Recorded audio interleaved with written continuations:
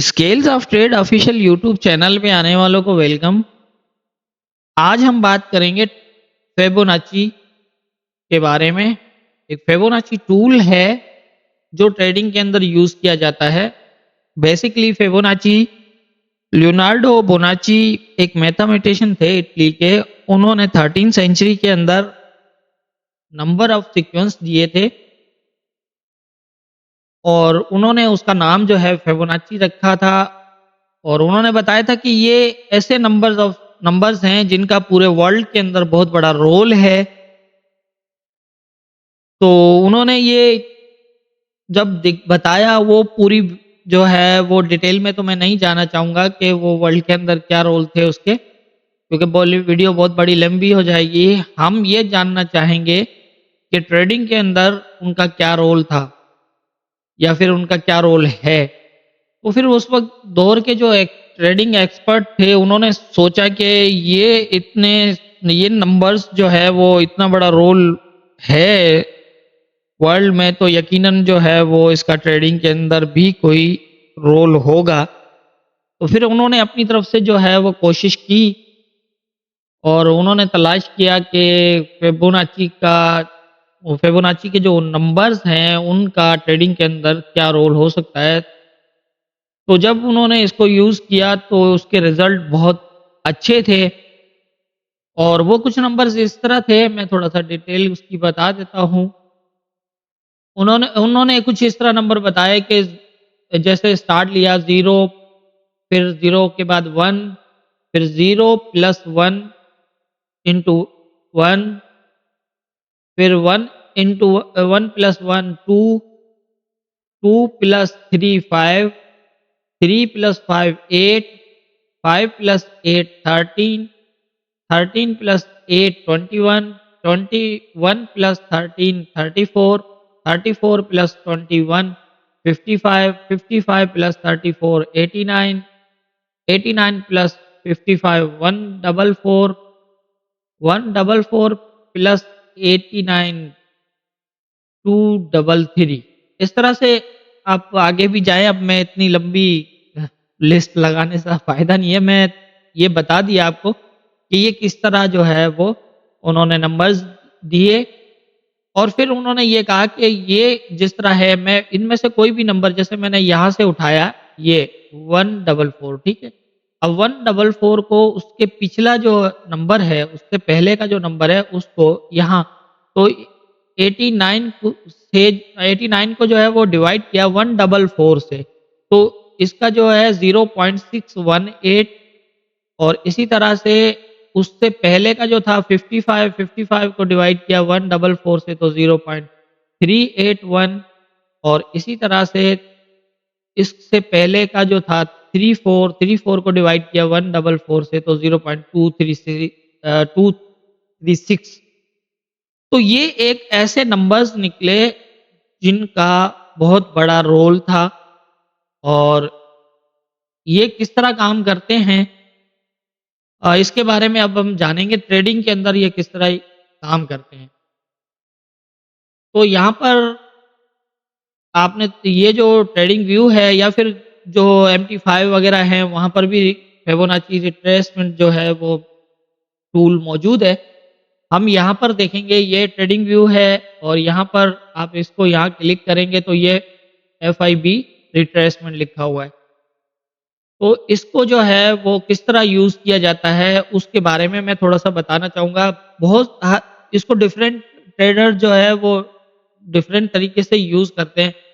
किसी का ये है कि एक हाई लेके इसका लो लगा लो, मतलब इस तरह होता है। फिर जो है वो इसको बेसिकली जो है वो यूज़ करने का यही तरीका है कि एक हाई जो होता है उसको लेकर और अगर ये डाउन ट्रेंड में है तो इसको नीचे की तरफ लिया जाता है और उसी तरह से इसकी रिट्रेस जो है वो देखी जाती है।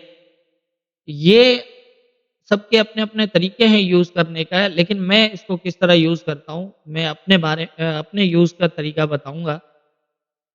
तो मैं इसको सिर्फ़ और सिर्फ़ वेव्स के ऊपर यूज़ करता हूँ। अब बहुत सी चीज़ें हैं ना यहाँ पर। अब एक होता है कि मार्केट अगर यहाँ चल रही है इट मीन्स कि यहाँ चल रही है। तो अगर लेंगे तो ये हाई है, अगर इसको हाई से यहाँ लो लेंगे, यहाँ पर अगर लेते हैं, ये लो लगाया हुआ है मार्केट ने यहाँ पर, तो अब आप देखिए कि ये यहाँ तक भी नहीं आया और यहाँ से ये नीचे की तरफ मूव कर गया। तो असल में क्या है कि अब यहाँ से लें कि यहाँ से लें या फिर ये सब अपने तरीके से बताते हैं कि भाई एक हाई ले लो और उसको जो है वो अगर डाउन ट्रेंड है तो आप उसको जो है वो उसका लो जो है उस वहाँ तक लाओ और फिर वो 0.5% या फिर 0.61% जो है वो इम्पोर्टेड होते हैं इसके, जिनको गोल्डन रेशियो भी बताया जाता है। तो ये ऐसे लेवल हैं जहाँ पर जो है मार्केट रिट्रेस करती है और फिर मार्केट जो है अगर वहाँ पर ट्रेंड कंटिन्यू भी कर सकती है। तो ये एक तरीका होता है, वो यूज़ करते हैं, लेकिन असल में सबका अपना-अपना है, मैं किसी को गलत तो नहीं कहूँगा। लेकिन यहाँ पर मसला ये आता है कि यहाँ तो कितने हाई बने हैं, कितने लेवल बने हैं, किसको का आपका मार्केट अगर यहाँ से मतलब यहाँ पर चल रही है, अगर यहाँ तक है, तो फिर इस तरह डाउन लगाएँगे। ये देखें आप, यहाँ इसने प्रॉपर जो है वो 0.382 को टेस्ट किया और फिर ये नीचे की तरफ जो है मूव कर गया। तो इस तरह से ये सारी सिचुएशन इसकी होती हैं, लेकिन असल चीज़ ये है कि इसको कहाँ कौन-सा जो है वो अ, किस तरह कौन-सा हाई लिया जाए जो एक परफेक्ट हमें कन्फर्मेशन दे। तो मैं इसको कुछ इस तरह यूज़ करता हूँ कि मैं इसको हाई और लो के जो ये नहीं होते, मैं इसको वेव्स के हिसाब से यूज़ करता हूँ और वेव्स के बारे में मैं नेक्स्ट कोशिश करूँगा क्योंकि हमारा मेथड जो है वेव्स बेस पे है। तो मैं वेव्स के बारे में भी नेक्स्ट वीडियो में आपको बताऊँगा कि वेव्स किस तरह जो है वो हम अ, उसको फाइंड करते हैं और किस तरह जो है वो उसको यूज़ करते हैं। अभी मैं ये थोड़ा-सा आपको बताता चलूँ कि मैं वेव्स के ऊपर ही सिर्फ़ इसको यूज़ करता हूँ, मैं इसके हाई और लो वाले चक्कर में नहीं पड़ता। तो मैं यहाँ पर इसको यहाँ से ये अपट्रेंड था, तो मैं एक मिसाल दे रहा हूँ कि मैंने इसका ये हाई लिया, ये यहाँ पर वेव्स जो है वो एंड हुई। मतलब अब यहाँ पर एक सवाल ये पैदा होता है कि हमें क्या पता कि ये यहाँ रुकेगा, ये रिट्रेस कर रहा है या फिर एक कैंडल सेल का बनाए और फिर अब चला जाए। तो यहाँ पर कुछ इस तरह यूज़ किया जाता है कि मैं किस तरह यूज़ करता हूँ, ख़ैर इस तरह यूज़ का तो नहीं, बाकी ये है कि मैं किस तरह यूज़ करता हूँ वो बता रहा हूँ। ये एक हाई लगा, यहाँ पर एक लो लगा, ठीक है? तो इस पूरे को जो है मैंने यहाँ से यहाँ तक लिया कि मार्केट तो अभी यहाँ तक चल रही है ना, तो मैंने इसको यहाँ से इस तरह नीचे की तरफ लिया। अब यहाँ पर समझने की बात है कि क्या ट्रेंड यहाँ पर आगे जो है वो वीक हो रहा है या फिर हम किस तरह जो है वो इसको यूज़ कर सकते हैं। तो ये देखिए आप, इसका जो बेसिकली ये लेवल था, जो यहाँ मैं इसको थोड़ा-सा साइड कर लेता हूँ ताकि समझाने में आसानी हो। अब पहले तो हम इसको हाई और इसको लो लो को लेते हैं, तो ये देखिए ना यहाँ तक, ये 0.618% जो है इसको भी इसने अपसाइड ब्रेक किया हुआ और फिर दोबारा ये नीचे की तरफ आ रहा है। तो यहाँ मसला ये आता है कि हमें कैसे पता चले कि ये क्या है? अब देखिए यहाँ पर सबका अपना-अपना है। मैं आपको एक चीज़ बताता चलूँ कि 0.618% जो है, इससे अप अगर मार्केट किसी भी वेव्स की करेक्शन कर ले, ये तो फिर हम ये समझते हैं कि ये जो है, ये अब ट्रेंड जो है वो कंटिन्यू, मतलब ये ट्रेंड वीक है। ये जो डाउन ट्रेंड था ना, इसकी अगर यहाँ तक, अभी इसको अगर हम देखें ये वीक है, अगर इसको हम मंथ में जाके देखेंगे, हर टाइम फ्रेम में तो अलग-अलग होगा। कहीं आप देखोगे डाउन ट्रेंड चल रहा है तो कहीं अप ट्रेंड भी हो चल रहा होगा। बड़े टाइम फ्रेम के अंदर तो कुछ और ही नज़र आ रहा है। अब यहाँ पर देखें, ये मंथ का चार्ट है, यहाँ तो पूरा ही जो है वो अप ट्रेंड ही चल रहा है अभी तक। तो ये कैसे डिफाइन करेंगे कि ये किस एरिया से? तो देखें ना, ये एक पूरी वेव है, ठीक है? तो इस पूरी वेव का हमने यहाँ से एक एरिया लिया कि ये मंथ के अंदर एक वेव ली, ठीक है? तो अब इसको हम जब छोटे टाइम फ्रेम में आके देखते हैं, इससे छोटे में वीक में आते हैं, तो फिर हमें यहाँ पर ये मिलता है कि ये रिट्रेसमेंट जो हुई है इसकी, ये 0.618% से ज़्यादा है। मतलब इससे ज़्यादा हुई है, तो ये हम ये समझ सकते हैं कि ये जो इस टाइम फ्रेम के अंदर ये डाउन ट्रेंड चल रहा था, ये तकरीबन अब जो है वो कंप्लीट हो चुका है यहाँ से डाउन ट्रेंड और ये अब अपनी रिट्रेस जिस तरह से इसने इसकी रिट्रेसमेंट की है तो ये अब इसको अपसाइड ले जा सकता है क्योंकि इससे जो बड़ा टाइम फ्रेम है, जो मंथ मैंने आपको दिखाया वहाँ पर तो ऑल टाइम वो तो एक नीचे से अभी तक कंटिन्यू जो है वो अप ट्रेंड के अंदर चल रहा है। तो यहाँ ये होता है कि अगर तो ये 0.618% के नीचे-नीचे कहीं से रिट्रेस होता, यहीं अगर ये स्टे करता, इस एरिया को ब्रेक ना करता, तो फिर हम समझ सकते थे कि ये अभी तक इस चीज़ ये जो है सेल सेल का ट्रेंड डाउन ट्रेंड जो चल रहा है ये अभी कंटिन्यू चलता। लेकिन ये इसकी रिट्रेसमेंट ज़्यादा हुई है, तो हम समझ सकते हैं कि बड़ा इससे बड़ा टाइम फ्रेम जो है वो ये कि अप ट्रेंड में चल रहा है और ये इसको अब यहाँ से मज़ीद जो है वो कंटिन्यू करना स्टार्ट कर देगा। तो यहाँ पर फिर क्या होगा कि ये हमारी यहाँ से एक चीज़ ये कन्फर्म होगी अब इसको तो ये कन्फर्म हो गया कि भई यहाँ से अब मार्केट अपसाइड निकलने की कोशिश करेगी, हो सकता है। तो फिर हम क्या करेंगे कि हम लेंगे इस ये जो लगी है, ये तो इसकी थी। हमने ये कन्फर्म हो रहा है कि भई ये 0.618% से ज़्यादा करेक्शन कर चुका है। तो यहाँ पर हम इसकी इस वेव को मार्क करेंगे यहाँ तक। जब इसने एक सेल कैंडल क्लोज़ कर दी है, तो अब हमें थोड़ा-सा वेट करना चाहिए कि भई ये क्या कर सकता है। तो यहाँ आप देखें कि ये नीचे जो है वो 0.5 वाला जो लेवल था, बिल्कुल प्रॉपर इसको टेस्ट किया है और यहाँ से ये दोबारा बुलिश होना शुरू हो गया। जब ये यहाँ से बुलिश होना शुरू हो गया तो हमें पहले ही यहाँ ये था कि बड़ा टाइम फ्रेम जो है वो अपना ट्रेंड कंटिन्यू रख रहा है। तो हम बड़े टाइम फ्रेम के हिसाब से जो अगर इसको देखेंगे तो फिर ये यहाँ से दोबारा अपसाइड अब इसकी करेक्शन कंप्लीट हो चुकी है और ये अपनी नेक्स्ट जो है वो एक इम्पल्स लगाएगा। इम्पल्स और करेक्टिव और करेक्शन ये क्या होता है, ये मैं वेव्स के बारे में जब बताऊँगा तो आप समझ जाएँगे कि इनका क्या होता है वे रोल ट्रेडिंग के अंदर। वेव्स जो है वो उनका भी क्या रोल्स होता है वो सब आपको मैं बताऊँगा।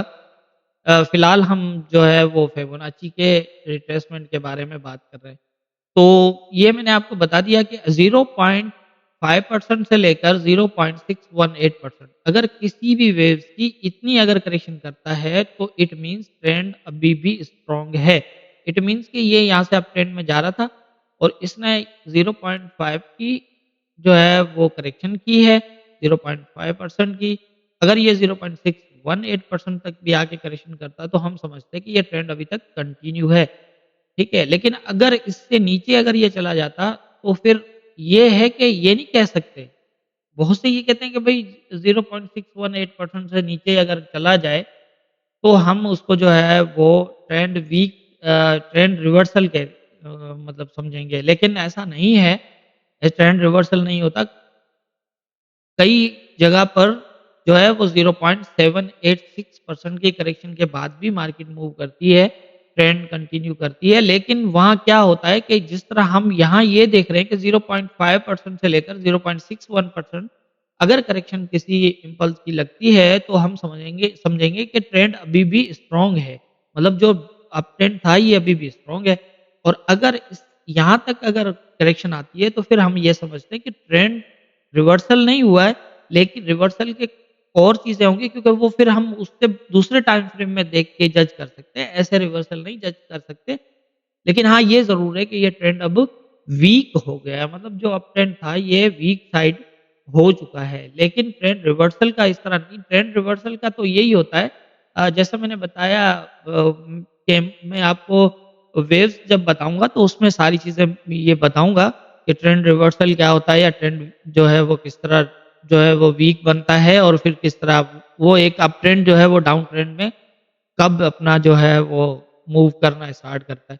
तो वो इस तरह से जो है वो ये आपने देखा कि यहाँ पर मैंने आपको बताया कि ये जो इम्पल्स थी इसकी ये करेक्शन हुई तो फिर ये यहाँ से यहाँ तक हाई लगा इसका, ठीक है? तो अब हम क्या करेंगे इसका जो ये लो था इसको यहाँ से मार्क करके इसको ले जाएँगे अप साइड, ठीक है?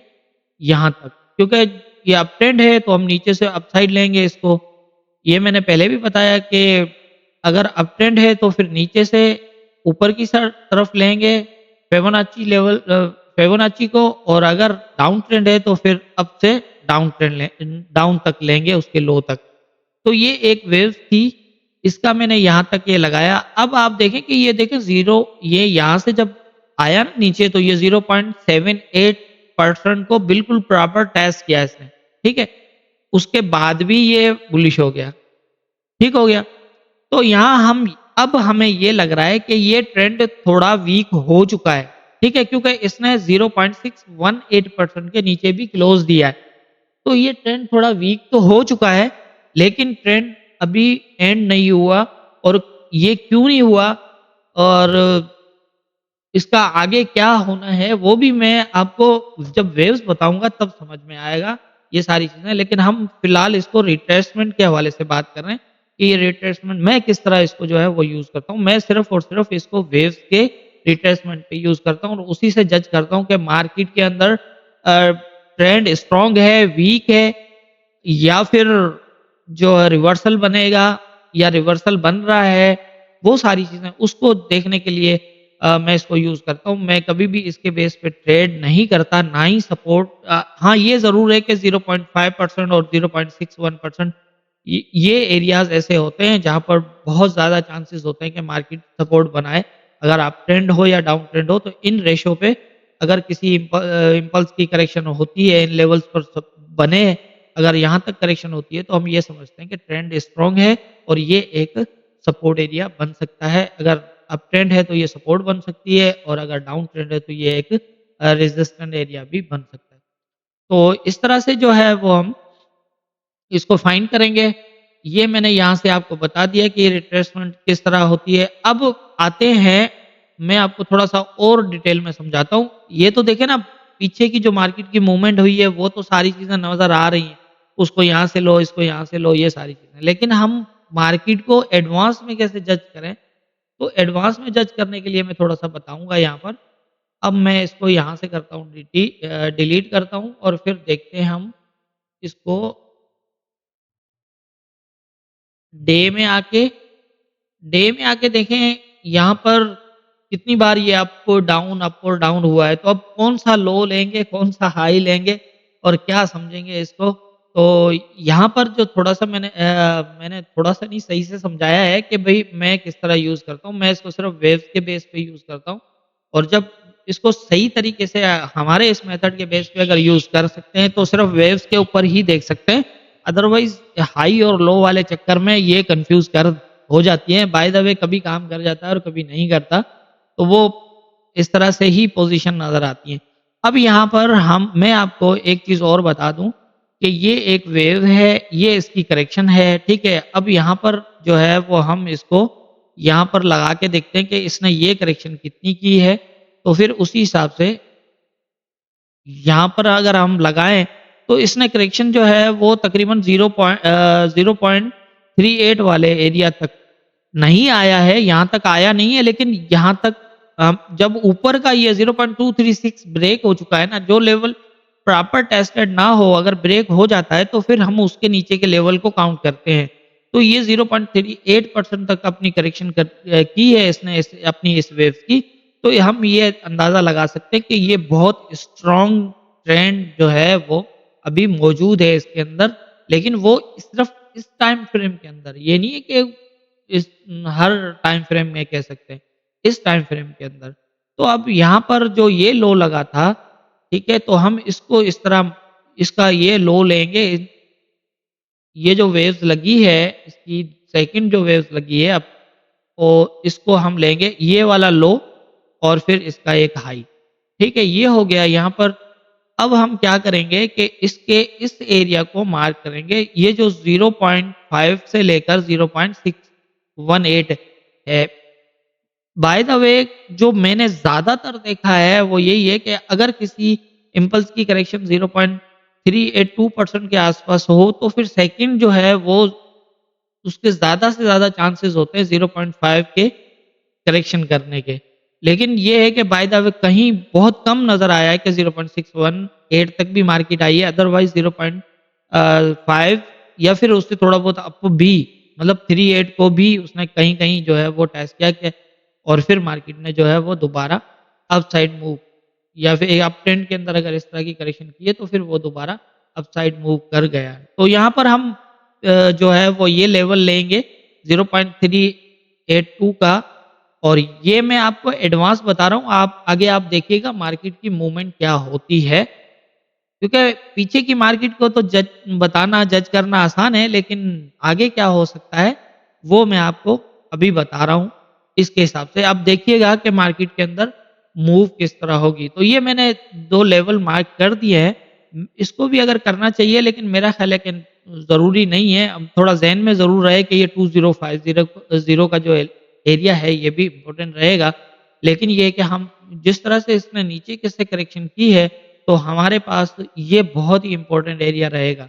ठीक है? तो हमने इसको किस तरह यूज़ करना है, ये मैंने आपको बता दिया, लेवल हमने मार्क कर लिए उसी के थ्रू और यहाँ पर एक हमारा सपोर्ट ज़ोन हमें मिल गया। अब जो है वो मार्केट के अंदर ये हमारे पास एक इम्पोर्टेंट सपोर्ट ज़ोन है, जो इस वेव के अंदर, इस टाइम फ्रेम के अंदर देखेंगे। ठीक है? तो अब जो है वो मैं आपको थोड़ा-सा और गाइड कर दूँ कि अब मार्केट के अंदर ज़्यादा चांसेस होंगे कि ये जो है वो यहाँ तक करेक्शन पे आए और अगर ये यहाँ से सपोर्ट बनाता है तो फिर ये नेक्स्ट जो है वो अपसाइड अप ट्रेंड को कंटिन्यू कर सकता है इस टाइम फ्रेम में डे के अंदर, ठीक है? तो इस तरह से जो है वो मैं सिर्फ़ और सिर्फ़ वेव्स की करेक्शन के लिए फिबोनाची को यूज़ करता हूँ। बाकी सबका अपना-अपना तरीका है। कोई हाई लेके लो तक मार्क करते हैं और फिर जो है वो उसी के हिसाब से उन्हीं के लेवल्स को यूज़ करते हैं। कोई कहाँ से हर किसी का अपना-अपना है, जिसको जो बेहतर समझ में आता है वो उसी तरह से यूज़ करता है। मैं इसको फिबोनाची को वेव्स के ऊपर करेक्शन के लिए यूज़ करता हूँ सिर्फ़ और सिर्फ़। तो ज़ाहिर है मैं तो अपने हिसाब से बताऊँगा, क्योंकि मुझे इसमें ही इसके रिज़ल्ट मिलते हैं, कन्फर्म रिज़ल्ट, बहुत हद तक कन्फर्म रिज़ल्ट मिलते हैं। बाकियों में कन्फ्यूज़न रहती है, वहाँ कन्फ्यूज़ करती है मार्केट। तो इसलिए जो है वो मैं अपने इस तरीके से ही यूज़ करता हूँ। बाकी मैंने तकरीबन जो है वो आपको बता दिया कि ये फिबोनाची क्या है और मैं किस तरह यूज़ करता हूँ। और मुझे उम्मीद है कि ये आपको अच्छे से समझ आ गई होगी कि हम जो है मैं इसको फिबोनाची को जो यूज़ करता हूँ वो ट्रेंड आइडेंटिफ़ाई करने के लिए, ट्रेंड की पोज़ीशन देखने के लिए और फिर कौन-सा एरिया इम्पोर्टेंट हो सकता है और मार्केट आगे क्या कर सकती है, उसके हिसाब से जो है वो मैं इसको यूज़ करता हूँ। मैंने जिस तरह मैं यूज़ करता हूँ, मैंने आपको बता दिया है कि मैं इसको किस तरह यूज़ करता हूँ। तो मेरा ख़्याल है कि आप समझ गए होंगे कि फिबोनाची क्या है और उसके जो ये नंबर्स हैं, इनका क्या रोल है।